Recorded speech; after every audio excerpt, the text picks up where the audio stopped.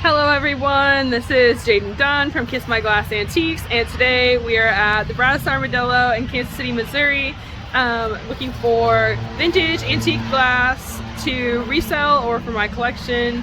So let's get into it. Okay guys, so first we're starting off with some Fenton coin dot, I believe is what they call it, glass. Mostly in here they just had Fenton. Back in the back there is some Fenton animals. The little red deer was super cute, really liked it. You don't see a lot of the deers most of the time. Just some more Fenton up here, maybe some Murano as well. So I tried to slow this down just a little bit because I went too fast, but back in the back here there's some what I believe to be Mosier, but I've also seen them as Fenton dinosaurs and the horses. I had never seen either one of these before, so it was really cool to see them here. First, I want to say just a heads up that at the beginning here, and mostly throughout, we're going to be jumping around quite a bit because that's just the thing to do with the cases, so sorry about that. Here's a bunch of Fenton blue opalescent glass with some more Fenton birds.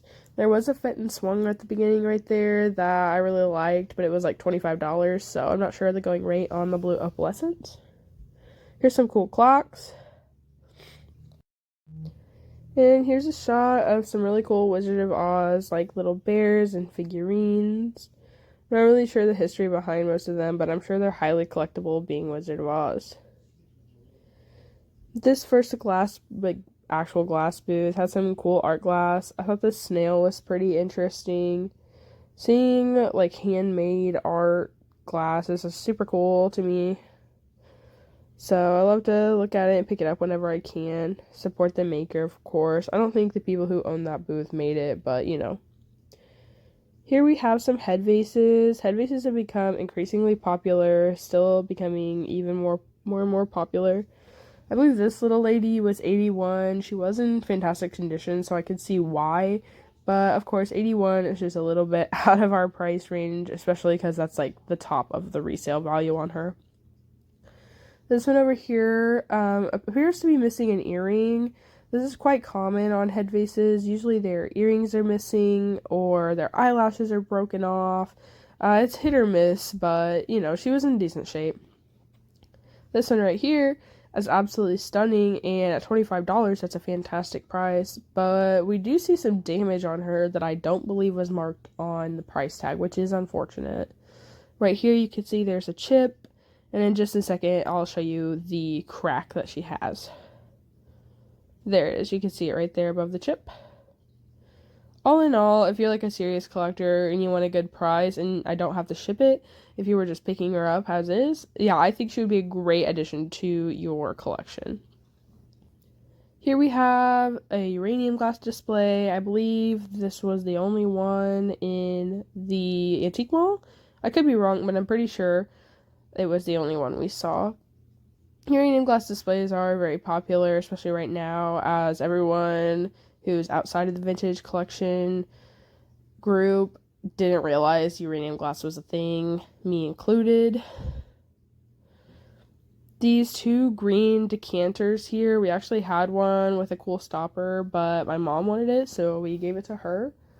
We left those ones at the antique mall. We already had one.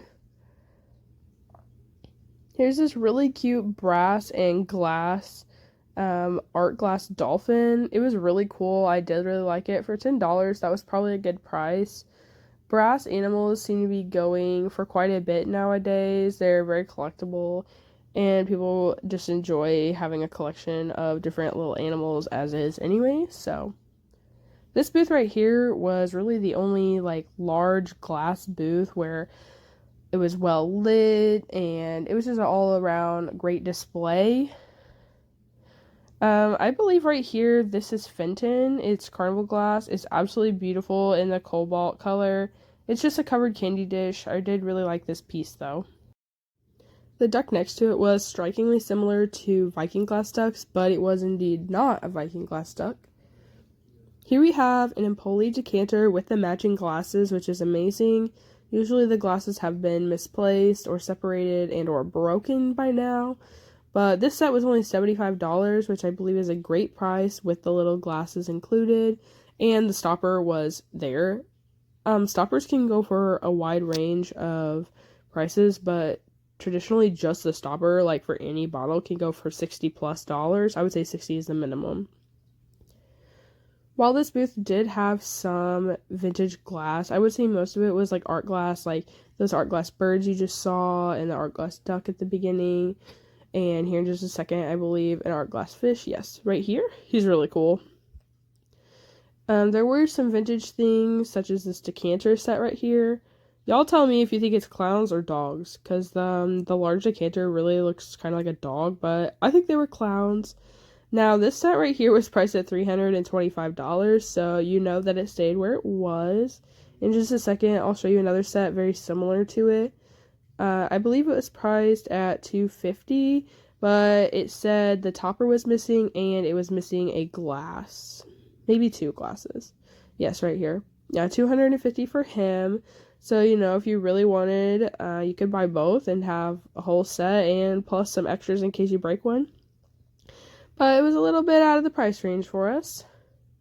This large ruffle vase was giving off Murano vibes. I would honestly say it was probably Murano glass. And then there's a few lamps over here. This pink one here with the little roses is Fenton. Absolutely stunning, beautiful Fenton glass lamp. You don't see those around very often anymore, and they're very expensive when you do. Here's some more art glass like ashtrays and paperweights. Now, this right here, I do not know the maker of, but it's very pretty, and when you see these around, they're also usually very expensive. This duck lamp was pretty cool. It's like a Tiffany glass duck lamp. I've never seen one like it before. It was very pretty. The camera doesn't even tell you how pretty it was. This here is a display of carnival glass. Fun fact, carnival glass was made during like the Depression era and was actually given out at carnivals as prizes. So that's why it's called carnival glass. These little lamps are Moon and Stars oil lamps, and I had never seen them before, but they're highly collectible. Both of these were priced at $150, and they're absolutely beautiful. I did really like them, but you know, $150, especially each, is just out of the price range. Here's a little turtle, and it is, in fact, a flower frog.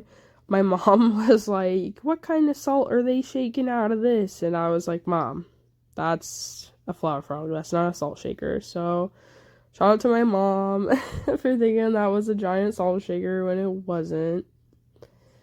Here we have a glass decanter with the little glasses. Now, that was not Murano or Empoli, so it's not worth as much as far as I know.